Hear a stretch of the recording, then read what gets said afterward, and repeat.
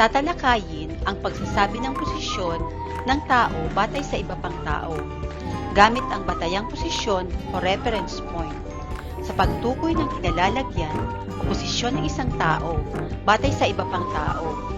Ito ay isang kalinangan na mahalagang matutunan dahil ito ay nakapagbibigay ng detalye tungkol sa lokasyon ng taong inilalarawan. Pagkaraang pag-aralan ang aralin na ito, may kakayahan ka ng mailarawan ang posisyon ng isang tao batay sa posisyon ng iba pang tao, gamit ang mga salitang sa harap, sa likod, sa kanan, at sa kaliwa. Magamit ng wasto sa pagtukoy ng lokasyon ng tao ang mga salitang sa harap, sa likod, sa kanan, at sa kaliwa, sa gitna, sa dulo. Maipaliwanag ang kahalagahan ng paggamit ng batayang posisyon o reference point sa pagtukoy ng lokasyon ng tao at magamit ang konsepto ng batayang posisyon o reference point sa paglalaro at pakikipagkaibigan sa kapwa-bata. Bago umpisahan ang pag-aaral na ito, sagutan muna ang sumusunod na pagsubok upang malaman kung gaano nakalawak ang iyong kaalaman ukol sa paksang ito. Piliin ang titik ng tamang sagot. Isulat ang sagot sa isang malinis na papel. Sa unang bilang, sino ang batayang posisyon o reference point ng nasa larawan? Si Jeffrey ay nasa tabi ni Lara habang nagbabasa. A. Lara, B. Jeffrey, C. Guro, D. Jeffrey at Lara.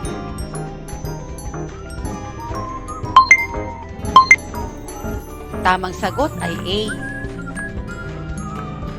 At para sa bilang 2 at 3, pag-aralan ang posisyon ng pamilya sa likod sa larawan.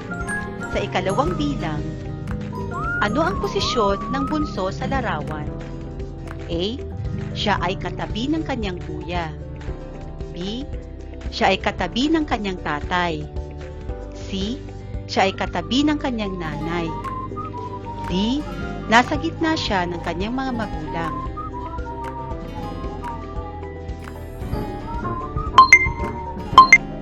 Ang tamang sagot ay titik D. Para sa ikatatlong bilang, sino ang nasa kaliwa ni nanay? A. Si kuya, B. Si tatay, C. Si ate, D. Sina kuya at bunso.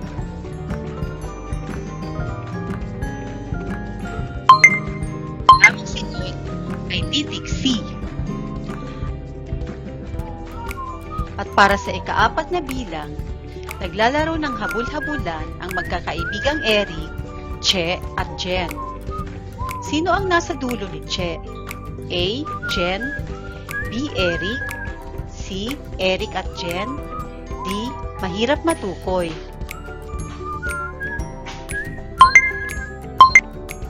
Ang tamang sagot ay titik A. At para sa ikalimang bilang, masayang nagkukwentuhan ang magkakaibigang sina Dan, Kay at Mer. Ilarawan ang posisyon ng bawat isa batay sa larawan. A. Si Dan ay nasa kaliwang bahagi. Si Mer ay nasa kanang bahagi. Si Kay ay nasa gitna. B. Si Mer ay nasa kanang bahagi. Si Dan ay nasa kaliwang bahagi. Si Kay ay nasa gitna. C. Si Kay ay nasa kanang bahagi. Si Mer ay nasa kaliwang bahagi. Si Dan ay nasa tabi ni Mer. D. Si Mer ay nasa kaliwang bahagi. Si Dan ay nasa kanang bahagi. Si Kay ay nasa gitna ng kanyang mga kaibigan.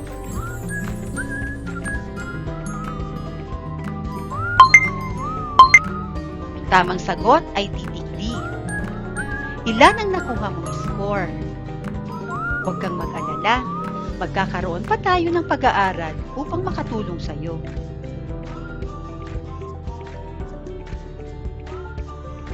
Noong nakaraang aralin, na pag-aralan ninyo ang tungkol sa pangunahing pangangailangan ng mga tao, hayop at mga halaman upang mabuhay sa kanilang piniling tirahan.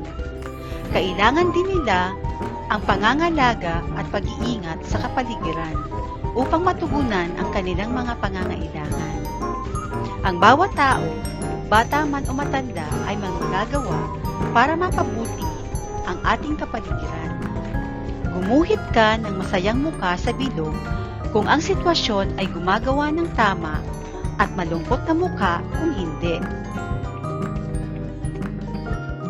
Sa unang bilang, itinatapon ni Jen ang plastic na pinagbalutan ng kanyang sandwich sa labas ng bintana ng kanilang sasakyan.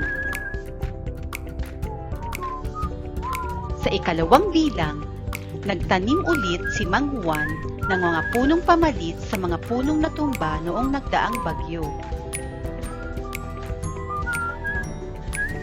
Sa ikatlong bilang, ang mga tao sa lungsod ng Pasig ay sumusunod sa proyektong paghihiwa-hiwalay ng mga nabubulok at di nabubulok na basura, na ipagbibili pa nila ang mga basurang di nabubulok.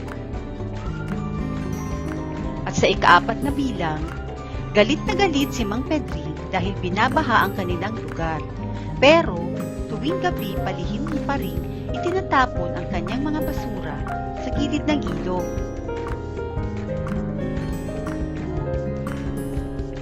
At para sa ikalimang bilang, inililipat na ng gobyerno ang mga taong nakatira sa mumunting bahay na nakatayo sa gilid ng ilog Pasig dahil hindi sila ligtas doon.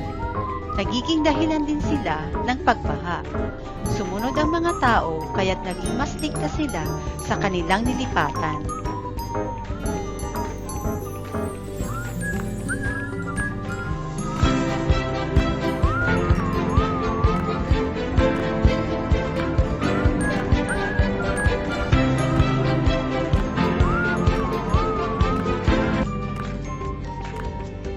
Paano mo malalaman ang posisyon ng isang tao batay sa posisyon ng iba pang tao? Ang posisyon ng mga tao ay maaaring matukoy batay sa iba pang kasama niya. Ang batayang posisyon o reference point ay mahalaga sa paglalarawan ng posisyon ng isang tao upang maibigay ang tama o eksaktong posisyon nito. Masdan ang larawan. Si ate ang reference point o batayang posisyon. Si nanay ay nasa kanan ni ate. Si bunso ang nasa kaliwa ni ate. Si ate ay nasa gitna ni nanay at bunso. Pag-aralan natin ang larawan ni na Miguel at Francis. Si Miguel ang reference point o batayang posisyon sa larawan. Kaya, masasabi natin ang posisyon ni Francis ay nasa kaliwa niya si Miguel. Kung si Francis naman ang reference point o batayang posisyon sa larawan, masasabi natin nasa kanan niya si Miguel. Pagmasdan naman natin ang larawan ng tradisyonal na larong hilahan, lubid o tug of war. Mapapansin ninyo na ang bawat pangkat ng manlalaro ay may nasa harap o unahan at likuran o dulo. Ang kanilang batayang posisyon ay ang nasa harap o unahan ng bawat pangkat. Sa ano-ano pang mga sitwasyon sa tunay na buhay, magagamit ang kaalaman mo tungkol sa paglalarawan sa posisyon ng isang tao kaugnay sa posisyon ng iba pang tao gamit ang mga salitang iyong natutunan. Ang kaalaman tungkol sa paglalarawan sa posisyon ng isang tao batay sa posisyon ng iba pang tao gamit ang mga salitang natutunan ay magagamit natin sa tunay na buhay. Katulad ng ipinapakita sa larawan, sa inyong tahanan, kapag kakain na kayo, may posisyon din ang bawat pamilya. Alam ninyo ang inyong pwesto sa hapagkainan. Katulad ng posisyon mo noong pumapasok ka sa paaralan at nagkikita-kita pa tayo, kung saan dapat ang iyong upuan at alam mo ang iyong mga katabing kaklase. Maging sa mga programa sa paaralan. Kung kasali ka sa pangkatang presentasyon, katulad ng sayaw, awit, sabayang pagbigkas, at marami pang iba, may mga posisyong ibinibigay ang inyong guro o tagapagsanay. Sa paglalaro ay may posisyon din, katulad ng paglalaro ng luksong lupit. Ang taya ay nasa kanan at kaliwa, samantala ang tumitira ay nasa gitna. Ang mga kompetisyon sa paglalaro ay may mga posisyon ding tinatandaan ang mga manlalaro, katulad ng basketball, baseball, at iba pa. Ang batayang posisyon o reference point ay pangunahing gabay upang maihambing o matukoy ang posisyon ng tao. Ito ang batayan ng paglilipat-lipat o paggalaw ng isang tao. Ngayon, malinaw na sa inyo ang tungkol sa mga salitang ginagamit sa pagtukoy ng posisyon ng isang tao. Halika, higit pa nating alamin ang tungkol sa posisyon ng isang tao at ang kaugnay ng posisyon nito sa pamamagitan ng pagsagot sa mga gawain sa pagsasanay. Pagsasanay 1, nasaan siya? Pagsasanay 2, paglalarawan ng family picture. Pagsasanay 3, ang tumbang preso.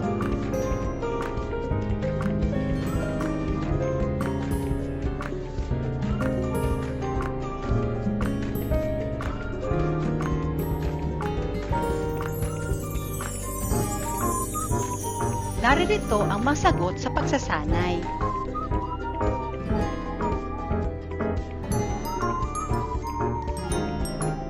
Paano natin matutukoy, mailalarawan ang posisyon ng isang tao batay sa posisyon ng isa pang tao? Pag-aralan ang larawan at tukuyin ang mga posisyon ng mga bata habang nagbabasa ng paborito nilang aklat. Isulat ang inyong mga sagot sa bawat kahon.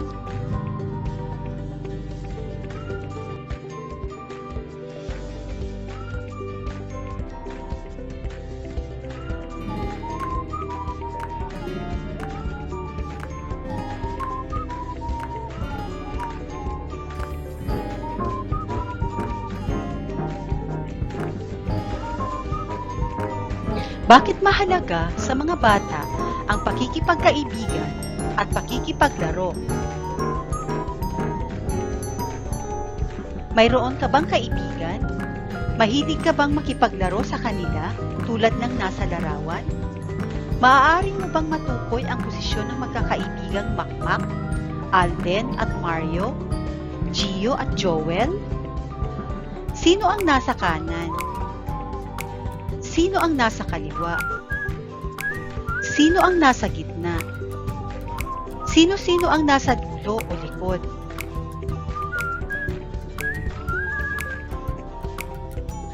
Natukoy mo ba ang posisyon ng bawat bata sa larawan? Sino ang ginawa mong batayang posisyon o reference point? Bakit mahalaga ang pagkakaroon ng batayang posisyon o pagtukoy sa posisyon ng tao? Mahalaga ang batayang posisyon o reference point upang mas madaling matukoy o mailarawan ang isang tao o bagay. Mahalaga rin ba sa mga bata ang pakikipagkaibigan at pakikipaglaro? Mamaya mga bata, gawin mo ang gawaing ito sa iyong kwaderno. Iguhit mo ang iyong paboritong laro at ang iyong mga kalaro sa loob ng kahon. Tukuyin ang batayang posisyon o reference point at ang posisyon ng iyong mga kalaro. Sumulat ng 3 hanggang 5 pangungusap tungkol sa kahalagahan ng batayang posisyon o reference point. Ngayon, sagutin na natin ang mga pagsubok na ito.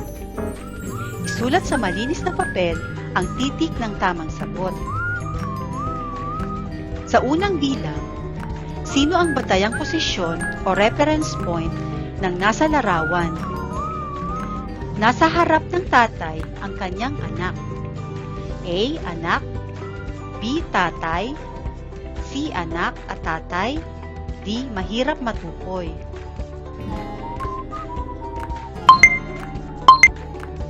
Ang tamang titik ay B. Para sa bilang 2 at 3, pag-aralan ng posisyon ng magkakaibigang Cathy, Derby at Alvin.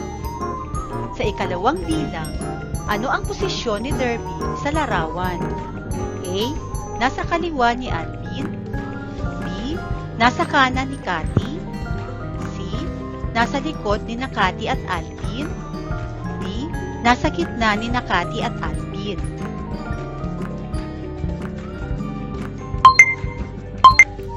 Ang tamang sagot ay titik D. At para sa ikatatlong bilang, sino ang katabi ni Cathy? A. Si Cathy.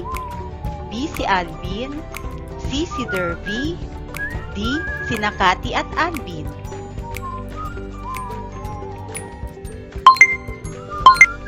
Ang tamang sagot ay titik C. At para sa ikaapat na bilang, nasa parke ang pamilya Cruz. Pag-aralan ng kanilang posisyon. Nasaan sina kuya at bunso? A. Nasa tabi ni nanay at tatay. B. Nasa gitna ni tatay at nanay. C. Nasa harap ni nanay at tatay. D. Nasa likod ni nanay at tatay. Ang tamang sagot ay titik C. At para sa ikalimang bilang, nagkakasayahan ang magpipinsang Charlotte, Nicole, Frances, Lalaine at Mark. Ano ang posisyon ng magpipinsan kung si Frances ang pagbabatayang posisyon o reference point? A. Sina Charlotte at Nicole ay nasa kaliwang bahagi. Sina Lalaine at Mark ay nasa kanang bahagi. B. Sina Charlotte at Nicole ay nasa kanang bahagi. Sina Lalaine at Mark ay nasa kaliwang bahagi. C. Sina Charlotte at Nicole ay nasa harapang bahagi. Sina Lalaine at Mark ay nasa likurang bahagi. D. Sina Charlotte at Nicole ay nasa gilid na bahagi. Sina Lalaine at Mark ay nasa likurang bahagi.